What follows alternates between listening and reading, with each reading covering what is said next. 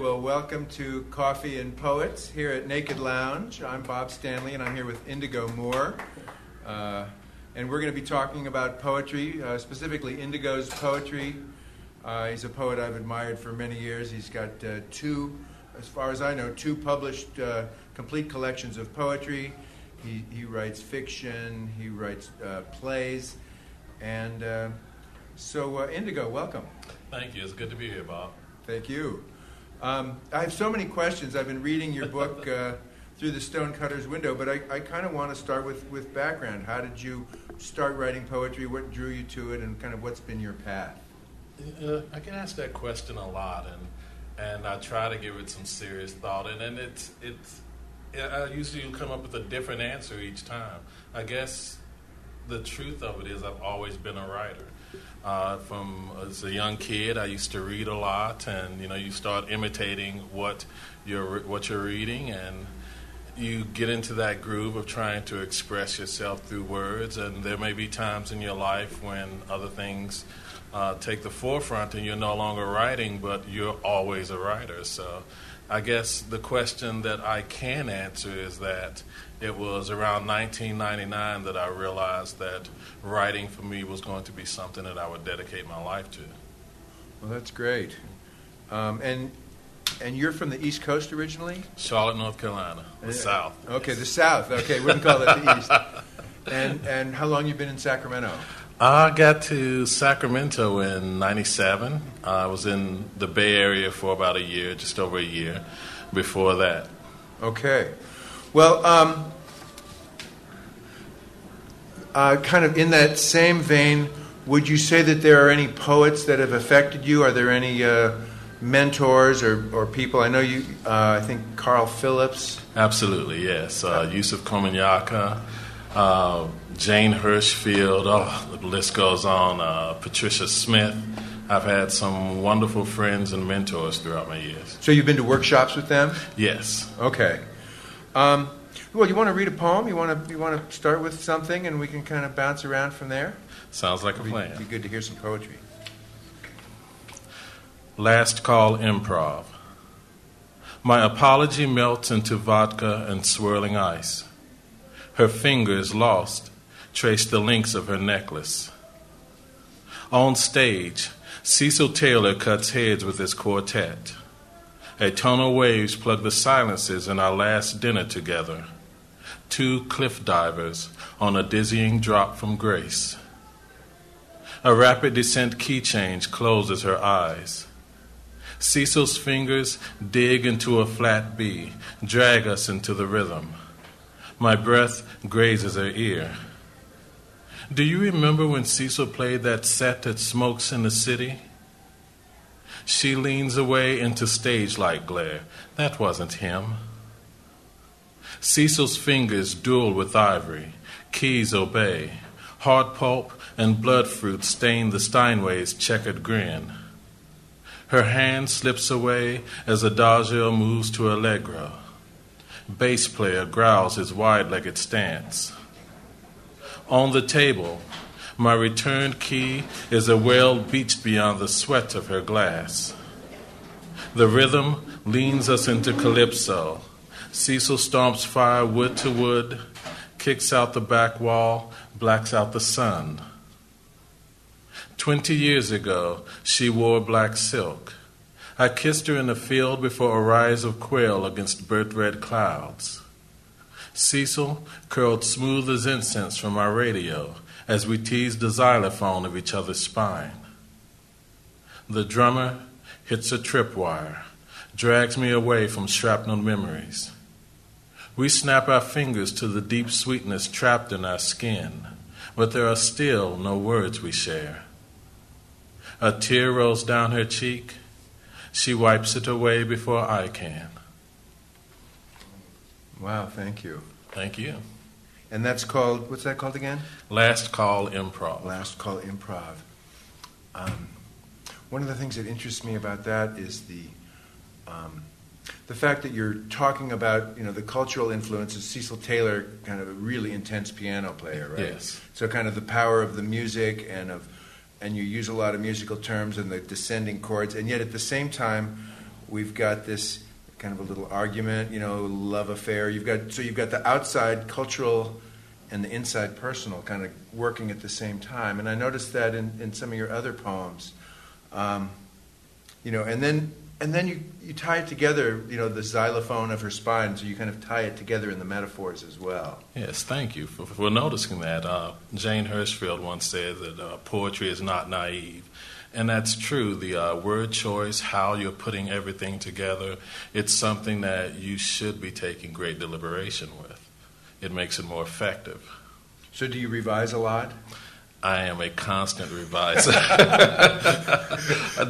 I remember this poem very well. It started off with about just over 80 lines. And I began to compress it to sort of take out the fat. And always trying to keep in mind to not edit out the heart of the poem, which is something that takes a lot of practice to do. You try to get an idea of what the emotional content is. Try to get an idea of how you want to get that emotional content off and out, and always remembering that this has to be a poem. It can't be you gushing emotionally on the page. Someone's going to be reading this, and you need to be presenting to them a unique way of looking at what you already know. So pruning is a big part of the revising? Very much so. I noticed that in some of the poems in Stonecutters' window. I was taken by so many, but the one at the end, rebirth, you definitely get the sense of things are happening, and you understand what's happening, but because of the shortened lines or the quick shifts, maybe disjunction is a word I'll throw in, that you're not completely, you think you know what's going on, but there's always a little bit of uncertainty. So the reader is wondering, and at the same time still following. I remember I took a class with Dana Levin, and she talked about the balance between being disjunctive and being narrative. And she says, and you want to be somewhere in the middle. Because like you were saying, you don't want to just be gushing and saying, this is how I feel and this is what I think. Yes. But you don't want to be so, sometimes I'll meet writers and I can't understand anything they're talking about. Sometimes that happens when I'm reading and people don't understand what I'm talking about. I believe that's true. Often you see people confusing magic with obscurity. When they are writing something, they are more obtuse than they need to be. They're not getting to what they're speaking of, and they believe that makes it more poetic. And that's something you really have to teach yourself not to do. Yes, you have to be able to get to the point, even if, of course, there are going to be lines and sometimes imagery that you may not fully encompass, but to have the ability, on the reader's standpoint, to have the ability to look at it and say, I can see what they're getting towards, even if I don't completely understand it, is paramount. If there is enough in a poem that someone else doesn't understand, at some point they're just going to put your book down. But you still want to challenge them a little bit. Yes, and that is a fine tightrope to walk. But it's a fun tightrope to walk. It's the type of thing that we write for. It's the reason we write poetry. Well, with that, I'll say one of them. One of the reasons. You want to pick another one? Yes, I was looking forward to do this, and I wanted to read a poem that I do not normally read. When we get asked to read a lot, you tend to fall into certain poems or certain sets that you're going to read. So I'm going to read one that doesn't make it into the normal rotation from through the Stonecutters' window. It's entitled "The Argument." What I remember is your head. An old Victorian, stained glass eyelids high, unshuttered. When the storm broke your pulley, rope snapped. Wings slammed down, paints, flakes crumbled, papering your cheeks. Tell me you remember everything not said. You say there was sky emptying through my tongue's fist, circling us both. What we meant lumbers alongside what we said, not recognizing each other. One nurses a limp, neither one of us will acknowledge. Now, it's amazing that you picked that one because I picked that one too. I wanted to talk about that one. Okay. And and what I was, well, a couple things there. One is, with that one, I got the sense of, there's an underlying sense of connection between the speaker and the he, right? When the storm broke your pulley. So it's, and of course, it seems like there's an argument. So there's both an argument and a connection. So my guess was family, perhaps. Somebody in the family that you're kind of wrestling with. It's a good guess, but I think you can be involved with someone and they seem like family after you've been with them for so long. It's also important to point out that this never happened. This was one of those times when, as a poet, you're imagining something happening. Okay, good. And that was kind of one of my other questions, too. I was kind of wondering, in the poem Rebirth, which in a sense is the title poem of Through the Stonecutters Window, because it talks about the stonecutter. Yes. And I was wondering, it seems like it's a historical character, right, working for the master, so I get the sense that it's in slavery times. And yet at the same time, I'm wondering if there are threads of, if you're weaving a fictional character with a current narrator or perhaps your own life. And I'm just kind of wondering thoughts on that one. Current narrator, definitely, and a lot to do with my own life. And the character itself is fictional. I imagined this stonecutter in an old village. Tony Wynn actually was the person who pulled that line out of it, because Through the Stonecutters Window was named something just completely ridiculous before, and Northwestern University Press said we really cannot use that name. It was just, it meant nothing, and they didn't think it would resonate with readers. And Tony Wynn pulled that poem out, and it became, after she pulled it out, it really became the focus, and I realized how this poem sort of overrid everything else in the book. Everything else sort of leans toward this final poem in the book. And I actually went back and reordered everything with it in mind, and it became more about this person and seeing things through their eyes, even though they were fictional, their disjointed view of how the world worked. That's why it's divided up into sections that go from the morning to the evening. You get to see everything that this person experiences through the day, even though that day could loosely be interpreted as years of their lives. Wow, okay. And that was another question I had. Was the structure of the book the morning, midday, afternoon? Another series in Through the Stonecutters Window that was very striking to me. It was a sequence of about 4, and I've got it here. But I've got, my notes are kind of scrambled, so let me look for it. It's the one where it seems like there's a reunion. They're going back. The narrator goes back and meets with like 4. Yes. Brother, father. With his father and his brother. Yeah, the homecoming, right? Prodigal, brother, father. Would you maybe read one of those, and we could talk a little bit about that sequence and how those go together? Absolutely. That entire section of the book is based on one painting. There is an ekphrastic series of poems based on Aaron Douglas's Aspect of Negro Life, number 62. So, and I will get to one of them. How about I read the last, or the middle 3 poems? It's actually one poem entitled The Homecoming, and it's told from three different points of view. First, the brother returning from the north. He had gone to the Harlem Renaissance and then obviously gotten into things that had irrevocably changed him. And then from the viewpoint of the brother, and then from the viewpoint of the father. Great. The Homecoming, Prodigal. I dream of sweet grass and grunting tractors, how the South can linger unscratchable. Mama still dreams an oak anchors my spine. She can't see there's rot hollowing the flesh. Memories clutch too tight, twist to kudzu, and crabgrass, creek water stills, turn stagnant. Miles of barbed wire rust against my skin, jittery eyes squint against the sun's glare. It's Mama's fault I've come home. Not seeing the horror I've become, she'll let me in.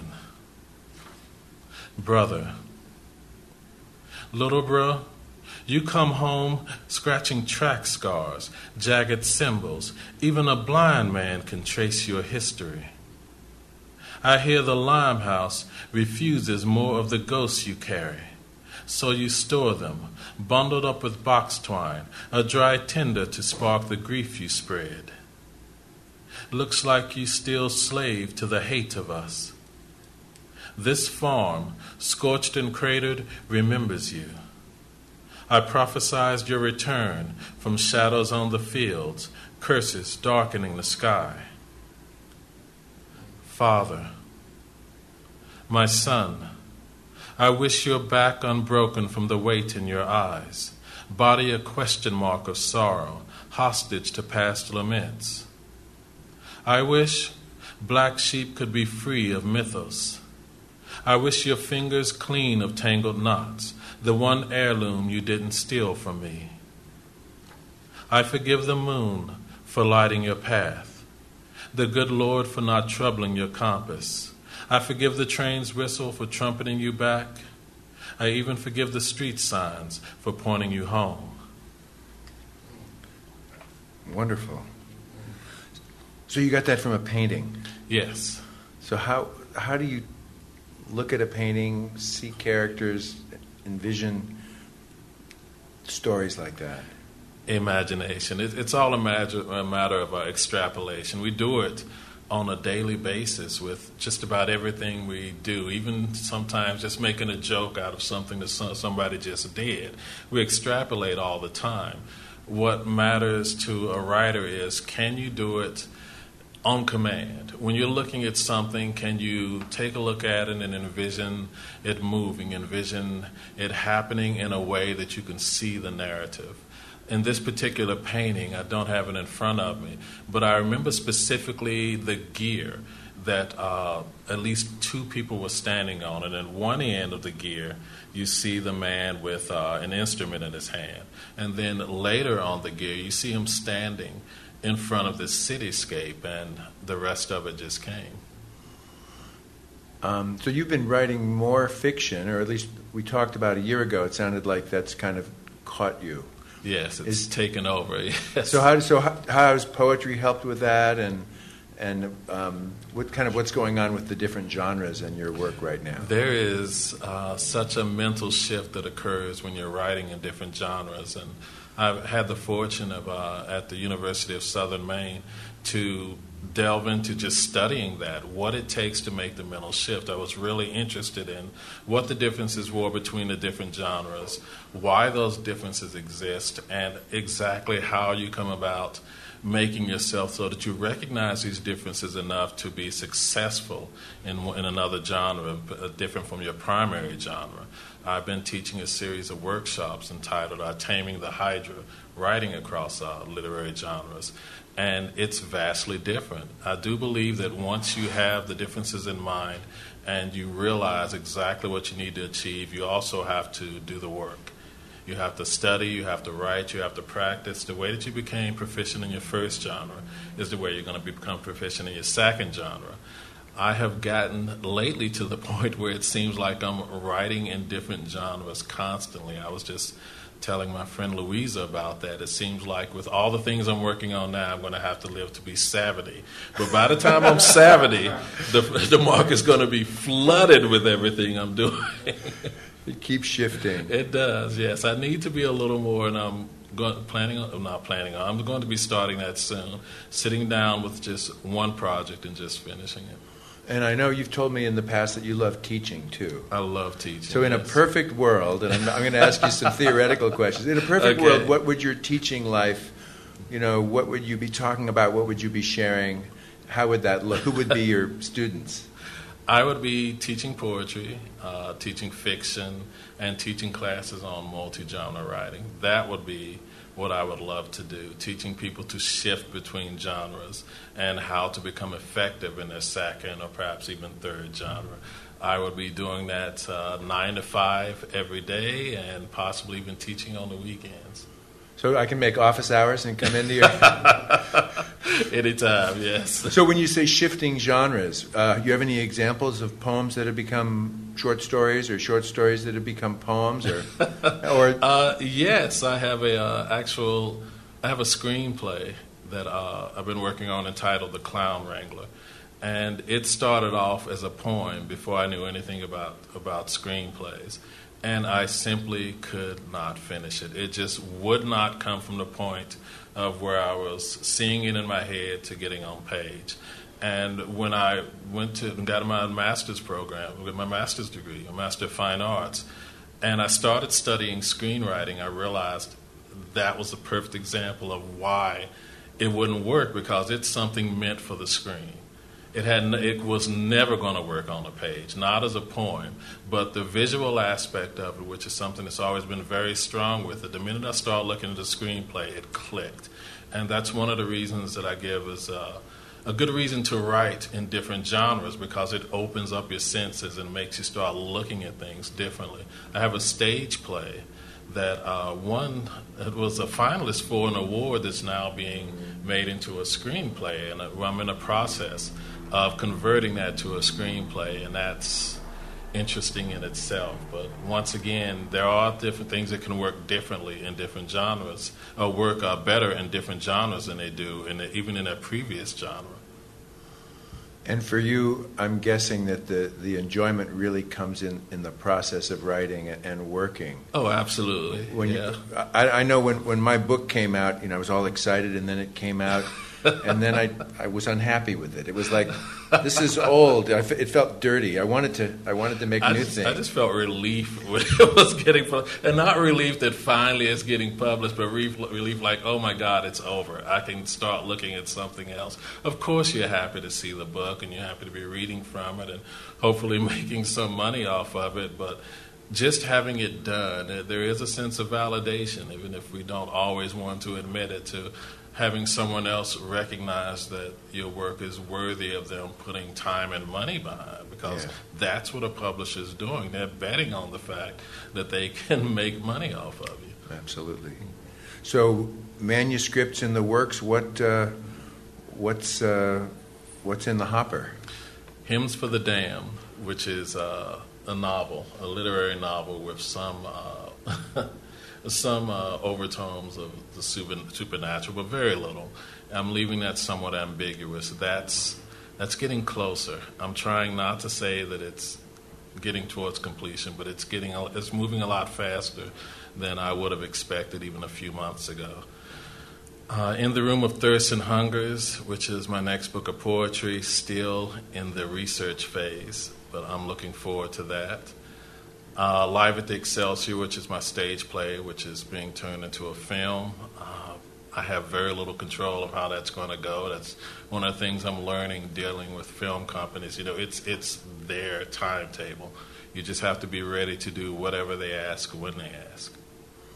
So I like that title, In the Room of Thirst and Hunger, or Thirsts and Hungers, yes. And Hungers, and it brings me back to Rebirth again, because there's a character, and I'm not sure if it's a god, if it's an ancient god, or if it's just a force, right? The black hole, and it's one word, the black hole, which of course a black hole sucks things. It's a gravitational. I'm not sure I can describe it, but it pulls everything into it, and yet it comes down, and in a sense it kind of inhabits the stonecutter, or comes in, and I sense that it kind of creates hunger in a way. So that, and I kind of see that theme of, and Robert Hass talks about, right, desire as the subject that is, everything is desire, right? Whether it's sexual or material or spiritual, that we want to express things. Yes. In your poem, The Argument, right? There's that line which I just love, the line that kind of implies that it's inexpressible, right? What we meant lumbers alongside. Yes. We can't say it, right? I mean, we're trying to be clear, but yet we're still, we've got this I'm me and you're you, and we can't be clear. That could be analogous to everything we write, in a sense. I mean, we're always trying to express something purposely, just completely. And obviously we can't. We're not God. If we could express something to the point that we really want to express it, it would just burst into existence right before us. But all we can hope is for this asymptotic approach where you're getting closer and closer to the explanation, to the point where it's very clear what you're trying to say, but still getting across in a very poetic fashion. Like Zeno's paradox? Yes. We're almost there, Almost but we there. can't quite get there. Well, suppose we close. I don't know how often you get to read Rebirth. It's a long piece. Not very often. I've been working with Jerry Pineda, who's a wonderful bassist, and I've had the opportunity to read it with him, and that was wonderful. But yes, I'd love to read it. Okay. Rebirth. Waiting until dusk, the black hole climbed down from the heavens and through the Stonecutters' window. On its vast back, it toted a knapsack full of the everything it had yet to digest. A porcelain doll's blank stare, twin pulsars from a distant galaxy, an omelet-encrusted spatula, parapets from a high castle wall. Having squeezed into the shape of the once tall stonecutter, the black hole sat at the kitchen table in precisely the cutter's way, hunched over, knees together, staring across to where his wife would sit if she was yet home from tending the master's garden. On the table lay a marble spinning top carved from a block smuggled from the master's keep. It was this top and the promise of spinning that drew the black hole from its perch in the heavens. The stonecutter spent 2 years cutting marble slabs for his master's ballroom. Shoulders circled slowly, polishing stone until his hands were gnawed knots he no longer recognized, lumps of sinew and bone hanging from his arms. The master's daughter would turn 18 soon, a woman's age. Her desire was to spin on marble slick as wet glass, spin like sunsets rolling down the royal garden tree line. It was, too, the promise of this spinning that drew the black hole from its cubbyhole in the ceiling of the universe, climbing down galaxy after galaxy to the stonecutter's kitchen. All winter long, the stonecutter cut marble and polished, set slabs in place and polished, grouted cracks and polished. Occasionally, he covered its small, dull chunks to his kitchen where, by candlelight, he set his hands to releasing dolls and houses, horses and chariots from the marble prisons, and yes, just once, a perfectly shaped top. The top, in its almost realized potential to spin, reminded the black hole of a galaxy it had devoured 5 million years before. It was the shining marble top, the ceremony of carving, the memory of the galaxy, the soon-to-spin daughter that drew the black hole to the stonecutter's kitchen. It was, too, the spinning, the anniversary of womanhood and shine, the small chunk of stone the cutter stole away in his wagon. The marble, now whittled down to a sleek shining top, toppled on its side, wobbled on the cutter's breadboard as the black hole shook the table with its many solar system-shaped hands. For the sake of ceremony, for spinning, for the austere birthplaces of marble, the black hole opened its mouth and released the devoured galaxy. Let it spin down and light upon the top, writing it, setting it spinning again on the stonecutter's breadboard. A planet in the galaxy awoke, continued on as if nothing had happened, the people making bread, making love, spinning, cutting marble. They now live on the marble top, helping it to spin, to cut a new language into the wooden breadboard. In their tongue, the word spin also means once we dreamed. We've been listening to the poetry of Indigo Moor here at Coffee and Poets. just wants a perfectly shaped top. Indigo, thank you for joining me. Thank you very much. It's been fun. It's been a pleasure.